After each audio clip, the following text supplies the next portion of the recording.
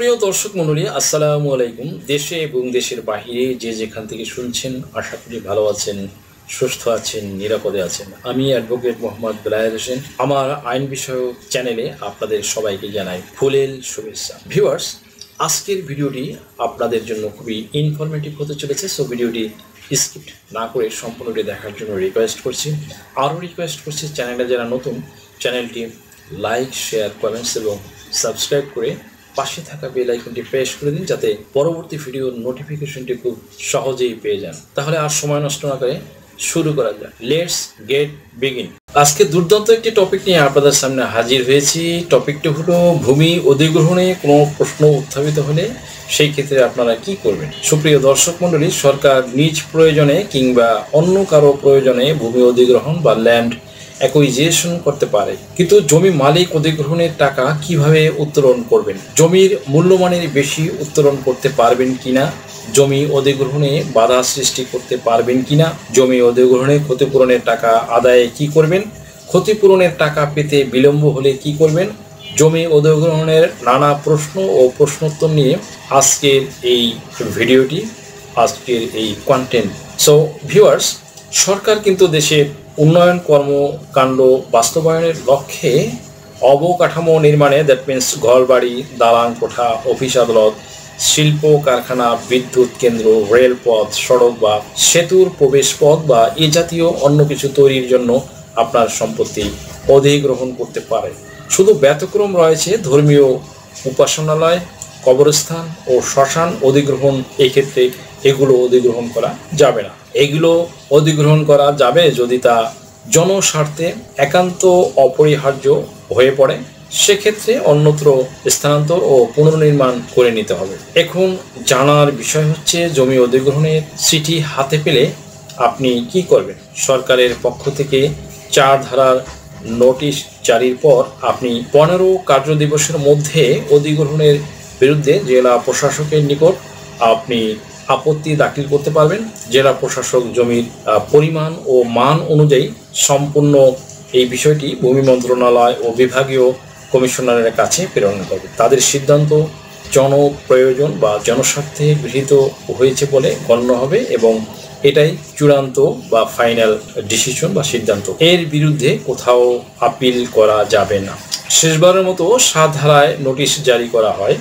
7 ধারায় নোটিশ জারির পর আর কোনো অভিযোগ গ্রহণযোগ্য হবে না। এখন জানার বিষয় হচ্ছে, জমির মূল্য ক্ষতিপূরণ হিসেবে কিভাবে আদায় করবেন। নোটিশ জারির সময় সংশ্লিষ্ট সম্পত্তির বাজার মূল্য নির্ধারণের সময় উক্ত স্থাবর সম্পত্তির পারিপার্শ্বিক এলাকার সমশ্রেণীর এবং সমান সুবিধাযুক্ত স্থাবর সম্পত্তির নোটিশ জারির পূর্বে 12 মাসের মধ্যে, দ্যাট মিনস 1 বছরের গড় মূল্য হিসাব করা হবে। তবে যে বিষয়গুলো সরকারের পক্ষ থেকে বিবেচনা করা হয় সেগুলো হচ্ছে, 1 নম্বরে জমির উপর দণ্ডায়মান যে কোনো ফসল বা বৃক্ষের জন্য স্বার্থ সংশ্লিষ্ট ব্যক্তির। 2 নম্বরে অধিগ্রহণের কারণে স্বার্থ সংশ্লিষ্ট ব্যক্তির বিদ্যমান অপর স্থাবর সম্পত্তি হতে প্রস্তাবিত স্থাবর সম্পত্তি বিভাজনের ফলে সৃজিত ক্ষতি। 3 নম্বরে অধিগ্রহণের কারণে স্বার্থ সংশ্লিষ্ট ব্যক্তির অন্যান্য স্থাবর বা অস্থাবর সম্পত্তি বা উপার্জনের উপরে কোনো ক্ষতিকর প্রভাবের ফলে সৃষ্ট ক্ষতি। 4 নম্বরে রয়েছে, অধিগ্রহণের কারণে স্বার্থ সংশ্লিষ্ট ব্যক্তিকে তার আবাসস্থল বা ব্যবসা কেন্দ্র স্থানান্তর করতে বাধ্য করা হলে উক্ত রূপ স্থানান্তরের জন্য যুক্তিসঙ্গত খরচাদি প্রদান। 5 নম্বরে সরকারি কোনো প্রয়োজনে ভূমি অধিগ্রহণের ক্ষেত্রে স্বার্থ সংশ্লিষ্ট ব্যক্তিকে বাজার দরের উপরে অতিরিক্ত শতকরা 200% ক্ষতিপূরণ প্রদান করা হবে। দ্যাট মিনস সম্পত্তির মূল্য 2 কোটি হলে আপনাকে আরও 4 কোটি টাকা অতিরিক্ত ক্ষতিপূরণ দেওয়া হবে। 6 নম্বরে বেসরকারি কোনো প্রতিষ্ঠানের জন্য ভূমি অধিগ্রহণের ক্ষেত্রে উক্ত ক্ষতিপূরণের পরিমাণ হবে বাজার দরের উপরে অতিরিক্ত শতকরা 300%। দ্যাট মিনস সম্পত্তির মূল্য 2 কোটি হলে আপনাকে আরও 6 কোটি টাকা অতিরিক্ত ক্ষতিপূরণ দেওয়া হবে। 7 নম্বরে রয়েছে, অন্যান্য কারণে সৃষ্ট ক্ষতির জন্য উক্ত ক্ষতিপূরণের পরিমাণ হবে বাজার দরের উপরে অতিরিক্ত শতকরা 100%। দ্যাট মিনস সম্পত্তির মূল্য 2 কোটি হলে আপনাকে আরও 2 কোটি টাকা অতিরিক্ত ক্ষতিপূরণ দেওয়া হবে। সুপ্রিয় দর্শক মণ্ডলী, ক্ষতিপূরণ মঞ্জুরির প্রাক্কলিত অর্থ জমা দেওয়ার 60 কার্য দিবসের মধ্যে জেলা প্রশাসক ক্ষতিপূরণের অর্থ বুঝিয়ে দেবেন। কোনো ব্যক্তি ক্ষতিপূরণের অর্থ নিতে অসম্মত হলে বা ক্ষতিপূরণ নেওয়ার দাবিদার পাওয়া না গেলে অথবা ক্ষতিপূরণ দাবিদারের মালিকানা নিয়ে কোনো আপত্তি দেখা দিলে ক্ষতিপূরণের অর্থ সরকারি কোষাগারে রাখা হবে। এখন জানার বিষয় হচ্ছে রাষ্ট্র কর্তৃক ভূমি অধিগ্রহণের সম্পত্তি নিয়ে মামলা করা যাবে কি না। এটি একটি অত্যন্ত গুরুত্বপূর্ণ বিষয়।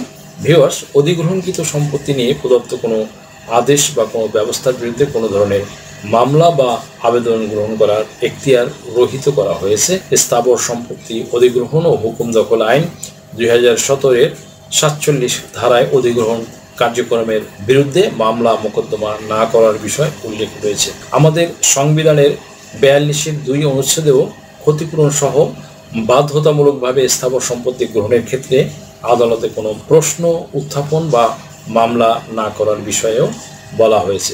সুপ্রিয় দর্শক মণ্ডলী, ভিডিওটি থেকে যদি সামান্যতম উপকারিত হয়ে থাকেন তাহলে রিকোয়েস্ট করব চ্যানেলটি লাইক, শেয়ার, কমেন্টস এবং সাবস্ক্রাইব করে পাশে থাকা বেল আইকনটি প্রেস করে দিন, যাতে পরবর্তী ভিডিওর নোটিফিকেশনটি খুব সহজেই পেয়ে যান। সো আজকের মতো এখানে শেষ করছি। দেখা হবে অন্য কোনো দিন, অন্য কোনো ভিডিওতে, অন্য কোনো আইনি কন্টেন্ট নিয়ে। সেই পর্যন্ত সকলে ভালো থাকুন, সুস্থ থাকুন, নিরাপদে থাকুন। আবারও সবাইকে ধন্যবাদ জানিয়ে এখানে শেষ করছি। আল্লাহ হাফেজ। দেশ ও বিদেশ থেকে যে কোনো ধরনের হলফনামা, এফিডেভিট নিতে চান, কাবিননামা, নিকানামা যে কোনো ভাষায় অনুবাদ করে বিভিন্ন মন্ত্রণালয়, ইসলামিক ফাউন্ডেশন থেকে সত্যায়িত করে নিতে চান, শিক্ষা সনদ বা অন্য যে কোনো ধরনের ডকুমেন্ট শিক্ষা বোর্ড, শিক্ষা মন্ত্রণালয় থেকে সত্যায়িত করে নিতে চান, ধর্ম পরিবর্তন করে কোর্ট ম্যারেজ করতে চান, কুরিয়ার, ইমেইল, হোয়াটসঅ্যাপ, ইমো, মেসেঞ্জারিতে ডেলিভারি নিতে পারবেন। তাছাড়াও সরাসরি এসেও নিতে পারবেন। Mobile number 01724583880।